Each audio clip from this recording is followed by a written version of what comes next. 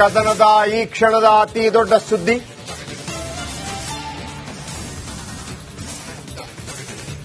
ಡಿಕೆಶಿ ಮಣಿಸಲು ಒಂದಾದ ದಿಗ್ಗಜ ನಾಯಕರು. ಶತ್ರುವಿನ ಶತ್ರು ಮಿತ್ರ ಎಂಬ ತಂತ್ರಕ್ಕೆ ಸಿದ್ದರಾದ ವೀಕ್ಷಕರ ನೆನಪಿಡಿ. ಜಾರಕಿಹೊಳಿ ಮತ್ತು ಕುಮಾರಸ್ವಾಮಿ ಅವರ ಭೇಟಿಯನ್ನ ಈ ಹಿಂದೆ ಕೂಡ ಒಮ್ಮೆ ನಾವು ಹೇಳಿದ್ವಿ ರಿಪಬ್ಲಿಕ್ ಕನ್ನಡದಲ್ಲಿ. ಇದು ಈ ಕ್ಷಣದ ಇತ್ತೀಚಿನ ಸುದ್ದಿ. ನಿಮಗೆ ನೆನಪಿರಲಿ, 1 ವರ್ಷದ ಹಿಂದೆನೇ ಇಂಥ ಒಂದು ಭೇಟಿ ಆಗಿತ್ತು, ಆರಂಭ ಆಗಿತ್ತು. ಇದು ಅದರ ಮುಂದುವರಿಕೆ ಭಾಗ. ಕೇವಲ ರಿಪಬ್ಲಿಕ್ ಕನ್ನಡದಲ್ಲಿ ಮಾತ್ರ ಹೇಳಿದ್ವಿ. ನಂತರ ಕುಮಾರಸ್ವಾಮಿ ಅವರು ರಿಪಬ್ಲಿಕ್ ಕನ್ನಡ ಸ್ಟುಡಿಯೋಗೆ ಬಂದಾಗ ಈ ಪ್ರಶ್ನೆಯನ್ನು ಕೇಳಿದ್ವಿ. ಸಚಿವ ಸತೀಶ್ ಜಾರಕಿಹೊಳಿ ನಿಮ್ಮನ್ನ ಭೇಟಿಯಾಗಿದ್ರಾ? ಅದು ರಾಜಕೀಯ, ಅದರ ಹಿಂದಿರುವಂತಹ ರಾಜಕೀಯ ಏನು ಅಂತ ಹೇಳಿದಾಗ ಅವತ್ತು ಅವರು ಉತ್ತರ ಕೊಟ್ಟಿರಲಿಲ್ಲ. ಹನಿ ಟ್ರ್ಯಾಪ್ ಕದನದ ನಂತರದ ಅತಿ ದೊಡ್ಡ ಸುದ್ದಿ ಇದು. ಒಂದು ಕಡೆ ರಾಜಣ್ಣ ಮೌನಕ್ಕೆ ಶರಣಾಗ್ತಾನೆ, ಮತ್ತೊಂದು ಕಡೆಯಿಂದ ಅವರದೇ ಪಾಳೆಯದ ಸತೀಶ್ ಜಾರಕಿಹೊಳಿ ಕುಮಾರಸ್ವಾಮಿ ಅವರನ್ನು ಭೇಟಿಯಾಗುವ ಮುಖಾಂತರ ಮತ್ತೊಂದು ದಾಳ ಉರುಳಿಸ್ತಾ ಇದ್ದಾರಾ ಅನ್ನುವಂಥ ಸುದ್ದಿ. ಒಂದು ಕಲ್ಪನೆ, ಒಂದು ಊಹೆ. ಯಾಕಂದ್ರೆ ಇಡೀ ರಾಜಕೀಯ ಸುತ್ತುವರಿತಾ ಇದ್ದದ್ದು ಡಿಕೆ ಶಿವಕುಮಾರ್ ಅವರ ಸುತ್ತ. ಯಾಕಂದ್ರೆ ಡಿಕೆ ಶಿವಕುಮಾರ್ ಮುಂದಿನ ಮುಖ್ಯಮಂತ್ರಿ ಆಗಬಾರದು, ಒಂದು ವೇಳೆ ಆಗೋದಿದ್ರು ಕೂಡ ನಮ್ಮ ಪಾಡೇನು ಅನ್ನುವಂಥ ರೀತಿಯಲ್ಲಿ ರಾಜಣ್ಣ ಇರಬಹುದು, ಸತೀಶ್ ಜಾರಕಿಹೊಳಿ ಇರಬಹುದು, ಎಚ್ ಸಿ ಮಹದೇವಪ್ಪ ಇರಬಹುದು, ಜಿ ಪರಮೇಶ್ವರ್ ಇರಬಹುದು, ಅಥವಾ ಇನ್ನಿತರ ಅನೇಕ ನಾಯಕರು, ಜಮೀರ್ ಅಹಮದ್ ಖಾನ್ ಎಕ್ಸೆಟ್ರಾ ಎಕ್ಸೆಟ್ರಾ, ನಮ್ಮದೇನು ಅನ್ನುವಂಥದ್ದಿತ್ತು. ಆದರೆ ಯಾವಾಗ ಸಿದ್ದರಾಮಯ್ಯನವರ ಬಣದ ಅನೇಕ ಸಚಿವರುಗಳ ಒಂದು ಹನಿ ಟ್ರ್ಯಾಪ್ ಆಗಿದೆ ಅನ್ನುವಂಥ ಸುದ್ದಿ ಬಂತು, ನಂತರದ ದಿನಮಾನಗಳಲ್ಲಿ ಅದು ದೂರ ಹೋಗುತ್ತೆ ಅಂತಿತ್ತು. ಎಸ್ ನಾಗೇಂದ್ರ ಬಾಬು ಇದರ ಬಗ್ಗೆ ಹೆಚ್ಚಿನ ಮಾಹಿತಿಯನ್ನು ಕೊಡ್ತಾರೆ. ಎಸ್ ನಾಗೇಂದ್ರ ಬಾಬು, ಒಂದು ಕಡೆ ಹನಿ ಟ್ರ್ಯಾಪ್ ವಿಚಾರಕ್ಕೆ ಸಂಬಂಧಪಟ್ಟ ಹಾಗೆ ಯಾವುದೇ ಕಾರಣಕ್ಕೂ ಕೂಡ ಅದನ್ನು ದೂರು ಕೊಡುವಂತ ರೀತಿಯಲ್ಲಿ ಇರಲಿಲ್ಲ. ಅದನ್ನು ಕೇವಲ ಪರಮೇಶ್ವರ್ ಅವರಿಗೆ ದೂರು ಕೊಟ್ಟು ಅಲ್ಲೇ ಸೈಲೆಂಟ್ ಆಗುವಂತ ರೀತಿಯಲ್ಲಿ ಕಂಡು ಬರ್ತಾ ಇತ್ತು. ಆದರೆ ಅದೇ ಪಾಳಯದ, ಯಾಕಂದ್ರೆ Satish Jarkiholi belongs to ST community, ಆಮೇಲೆ ರಾಜಣ್ಣ ಎಸ್ಟಿ ಕಮ್ಯುನಿಟಿ, ಆಮೇಲೆ ಅದಕ್ಕಿಂತ ಹೆಚ್ಚಾಗಿ ಸಿದ್ದರಾಮಯ್ಯನವರ ಬಣ. ಈಗ ನೇರವಾಗಿ ಡಿಕೆ ಶಿವಕುಮಾರ್ ಅವರನ್ನ, ವಿಶೇಷವಾಗಿ ಎಚ್ ಡಿ ಕುಮಾರಸ್ವಾಮಿ ಅವರನ್ನ ಭೇಟಿಯಾಗಿರುವಂತದ್ದು ಡೆಲ್ಲಿಯಲ್ಲಿ. ಇದು ಯಾವ ರೀತಿಯ ರಾಜಕೀಯ ತಂತ್ರಗಾರಿಕೆನ, ಅಥವಾ ಅವರ ಹತ್ರ ಹೇಳಿದ್ರೆ ಅವರು ರಾಜಕೀಯ ಹೇಳ್ಬೋದು, ನಾನು ಮಂತ್ರಿ ಅವರು ಮಂತ್ರಿ ಭೇಟಿ ಆಗಿದ್ದು ಅಂತೇಳಿ. ಇದರ ಹಿಂದಿರುವಂತಹ ರಾಜಕೀಯ ತಂತ್ರಗಾರಿಕೆ ಏನು, ರಾಜಕೀಯ ಹೆಜ್ಜೆಗಳೇನು? ಜಯಪ್ರಕಾಶ್ ಶೆಟ್ಟಿ, ನೋಡಿ, ಈಗ ರಾಜಕೀಯ ವಿಶ್ಲೇಷಕರು ಈ ಒಂದು ಫೋಟೋವನ್ನು ಇಟ್ಟುಕೊಂಡು ಸಾಕಷ್ಟು ರೀತಿಯಲ್ಲಿ ವಿಶ್ಲೇಷಣೆಯನ್ನ ಮಾಡೋದಕ್ಕೆ ಮುಂದಾಗ್ತಾ ಇರುವಂತದ್ದು. ರಾಜಕೀಯ ಪಡಸಾಲೆಯಲ್ಲೂ ಕೂಡ ಸಾಕಷ್ಟು ಚರ್ಚೆಗಳಾಗ್ತಾ ಇದೆ.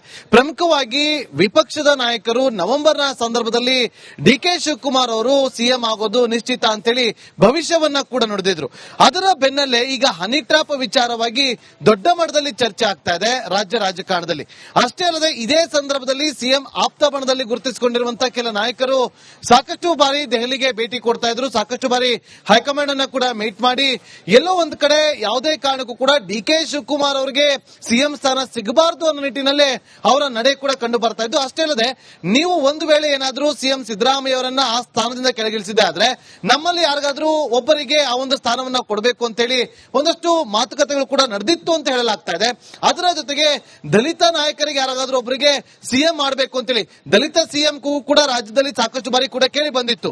ಇದೆಲ್ಲದರ ನಡುವೆ ರಾಜ್ಯ ರಾಜಕೀಯದಲ್ಲಿ ಸಾಕಷ್ಟು ಚರ್ಚೆ ಆಗ್ತಿರುವಂತಹ ಹನಿ ಟ್ರ್ಯಾಪ್ ಒಂದು ಕಡೆ ಆದ್ರೆ, ಮತ್ತೊಂದು ಕಡೆ ಮೊನ್ನೆ ಅಷ್ಟೇ 4% ಮುಸ್ಲಿಂ ಮೀಸಲಾತಿ ಅಲ್ಪಸಂಖ್ಯಾತರಿಗೆ ಮೀಸಲಾತಿ ಘೋಷಣೆ ಆಯ್ತಲ್ಲ, ಆ ಸಂದರ್ಭದ ವಿಚಾರವನ್ನ ಗಮನಿಸೋದಾದ್ರೆ ಅಲ್ಲಿ ಪರಿಷತ್ನಲ್ಲಿ ಜೆಡಿಎಸ್ ಮತ್ತು ಬಿಜೆಪಿ ಹೊಂದಾಣಿಕೆಯನ್ನ ಕಾಪಾಡ್ಕೊಂಡು ಹೋಗಿದ್ರೆ ಪರಿಷತ್ನಲ್ಲಿ ಅದು ಬಿಲ್ ಪಾಸ್ ಆಗ್ತಾ ಇರಲಿಲ್ಲ. ಆದ್ರೆ ಜೆಡಿಎಸ್ ಕೂಡ ಅಲ್ಲಿ ಸಪೋರ್ಟ್ ಮಾಡಿದೆ ಅನ್ನೋದು ಕೂಡ ಸ್ಪಷ್ಟವಾಗಿ ಗೊತ್ತಾಗ್ತಾ ಇತ್ತು.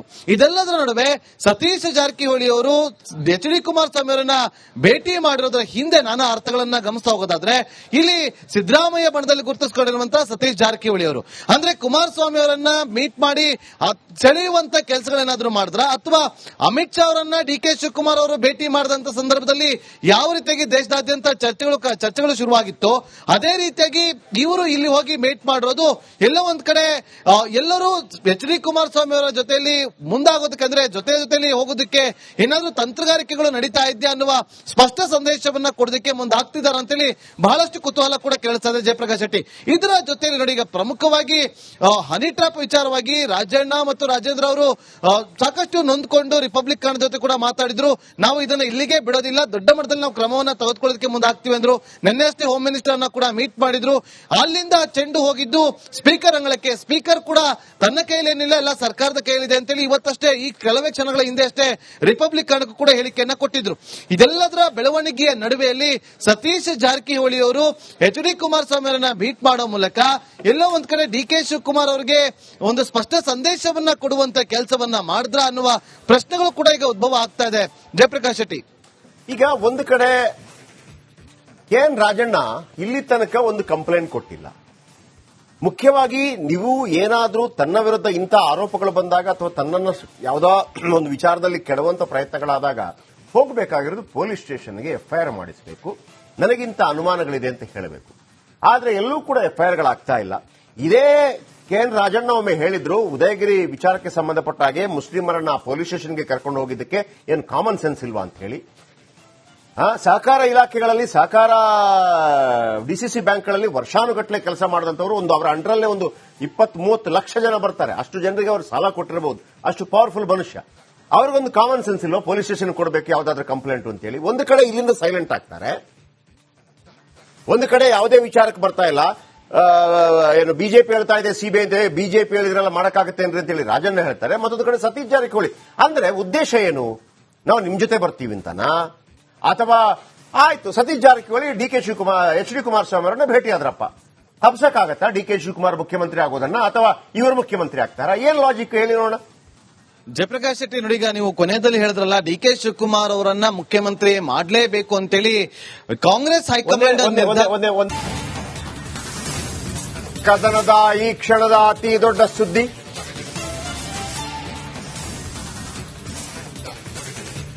ಡಿಕೆಶಿ ಮಣಿಸಲು ಒಂದಾದ ದಿಗ್ಗಜ ನಾಯಕರು. ಶತ್ರುವಿನ ಶತ್ರು ಮಿತ್ರ ಎಂಬ ತಂತ್ರಕ್ಕೆ ಸಿದ್ದರಾದ್ರ ವೀಕ್ಷಕರ ನೆನಪಿಡಿ. ಜಾರಕಿಹೊಳಿ ಮತ್ತು ಕುಮಾರಸ್ವಾಮಿ ಅವರ ಭೇಟಿಯನ್ನ ಈ ಹಿಂದೆ ಕೂಡ ಒಮ್ಮೆ ನಾವು ಹೇಳಿದ್ವಿ ರಿಪಬ್ಲಿಕ್ ಕನ್ನಡದಲ್ಲಿ. ಇದು ಈ ಕ್ಷಣದ ಇತ್ತೀಚಿನ ಸುದ್ದಿ. ನಿಮಗೆ ನೆನಪಿರಲಿ, 1 ವರ್ಷದ ಹಿಂದೆನೇ ಇಂಥ ಒಂದು ಭೇಟಿ ಆಗಿತ್ತು, ಆರಂಭ ಆಗಿತ್ತು. ಇದು ಅದರ ಮುಂದುವರಿಕೆ ಭಾಗ. ಕೇವಲ ರಿಪಬ್ಲಿಕ್ ಕನ್ನಡದಲ್ಲಿ ಮಾತ್ರ ಹೇಳಿದ್ವಿ. ನಂತರ ಕುಮಾರಸ್ವಾಮಿ ಅವರು ರಿಪಬ್ಲಿಕ್ ಕನ್ನಡ ಸ್ಟುಡಿಯೋಗೆ ಬಂದಾಗ ಈ ಪ್ರಶ್ನೆಯನ್ನು ಕೇಳಿದ್ವಿ. ಸಚಿವ ಸತೀಶ್ ಜಾರಕಿಹೊಳಿ ನಿಮ್ಮನ್ನ ಭೇಟಿಯಾಗಿದ್ರಾ? ಅದು ರಾಜಕೀಯ, ಅದರ ಹಿಂದಿರುವಂತಹ ರಾಜಕೀಯ ಏನು ಅಂತ ಹೇಳಿದಾಗ ಅವತ್ತು ಅವರು ಉತ್ತರ ಕೊಟ್ಟಿರಲಿಲ್ಲ. ಹನಿ ಟ್ರ್ಯಾಪ್ ಕದನದ ನಂತರದ ಅತಿ ದೊಡ್ಡ ಸುದ್ದಿ ಇದು.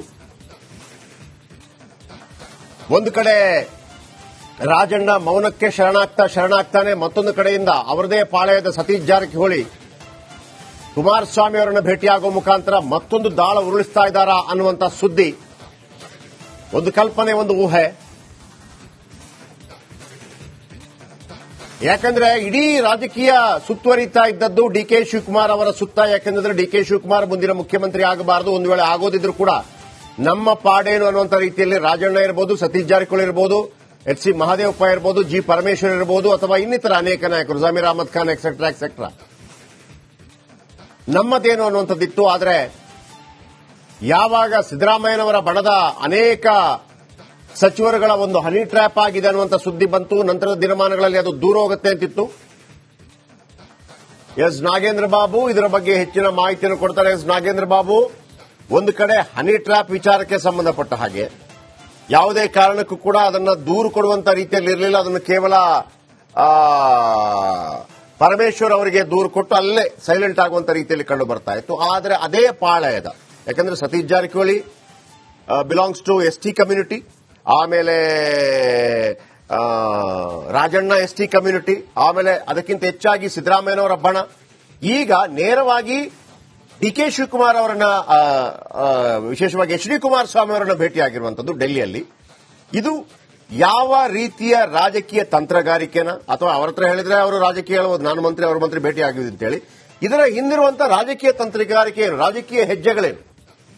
ಜಯಪ್ರಕಾಶ್ ಶೆಟ್ಟಿ, ನೋಡಿ, ಈಗ ರಾಜಕೀಯ ವಿಶ್ಲೇಷಕರು ಈ ಒಂದು ಫೋಟೋವನ್ನು ಇಟ್ಟುಕೊಂಡು ಸಾಕಷ್ಟು ರೀತಿಯಲ್ಲಿ ವಿಶ್ಲೇಷಣೆಯನ್ನ ಮಾಡೋದಕ್ಕೆ ಮುಂದಾಗ್ತಾ ಇರುವಂತದ್ದು. ರಾಜಕೀಯ ಪಡಸಾಲೆಯಲ್ಲೂ ಕೂಡ ಸಾಕಷ್ಟು ಚರ್ಚೆಗಳಾಗ್ತಾ ಇದೆ. ಪ್ರಮುಖವಾಗಿ ವಿಪಕ್ಷದ ನಾಯಕರು ನವೆಂಬರ್ನ ಸಂದರ್ಭದಲ್ಲಿ ಡಿ ಕೆ ಶಿವಕುಮಾರ್ ಅವರು ಸಿಎಂ ಆಗೋದು ನಿಶ್ಚಿತ ಅಂತೇಳಿ ಭವಿಷ್ಯವನ್ನ ಕೂಡ ನುಡಿದಿದ್ರು.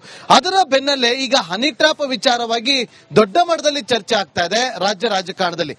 ಅಷ್ಟೇ ಅಲ್ಲದೆ ಇದೇ ಸಂದರ್ಭದಲ್ಲಿ ಸಿಎಂ ಆಪ್ತ ಬಣದಲ್ಲಿ ಗುರುತಿಸಿಕೊಂಡಿರುವಂತಹ ಕೆಲ ನಾಯಕರು ಸಾಕಷ್ಟು ಬಾರಿ ದೆಹಲಿಗೆ ಭೇಟಿ ಕೊಡ್ತಾ ಇದ್ರು, ಸಾಕಷ್ಟು ಬಾರಿ ಹೈಕಮಾಂಡ್ ಅನ್ನ ಕೂಡ ಮೀಟ್ ಮಾಡಿ ಎಲ್ಲೋ ಒಂದ್ ಕಡೆ ಯಾವುದೇ ಕಾರಣಕ್ಕೂ ಕೂಡ ಡಿ ಕೆ ಶಿವಕುಮಾರ್ ಅವರಿಗೆ ಸಿಎಂ ಸ್ಥಾನ ಸಿಗಬಾರದು ಅನ್ನೋ ನಿಟ್ಟಿನಲ್ಲೇ ಅವರ ನಡೆ ಕೂಡ ಕಂಡು ಬರ್ತಾ ಇದ್ದು. ಅಷ್ಟೇ ಅಲ್ಲದೆ, ನೀವು ಒಂದು ವೇಳೆ ಏನಾದ್ರೂ ಸಿಎಂ ಸಿದ್ದರಾಮಯ್ಯ ಅವರನ್ನ ಆ ಸ್ಥಾನದಿಂದ ಕೆಳಗಿಳಿಸಿದೆ ಆದ್ರೆ ನಮ್ಮಲ್ಲಿ ಯಾರಿಗಾದ್ರೂ ಒಬ್ಬರಿಗೆ ಆ ಒಂದು ಸ್ಥಾನವನ್ನ ಕೊಡಬೇಕು ಅಂತೇಳಿ ಒಂದಷ್ಟು ಮಾತುಕತೆಗಳು ಕೂಡ ನಡೆದಿತ್ತು ಅಂತ ಹೇಳಲಾಗ್ತಾ ಇದೆ.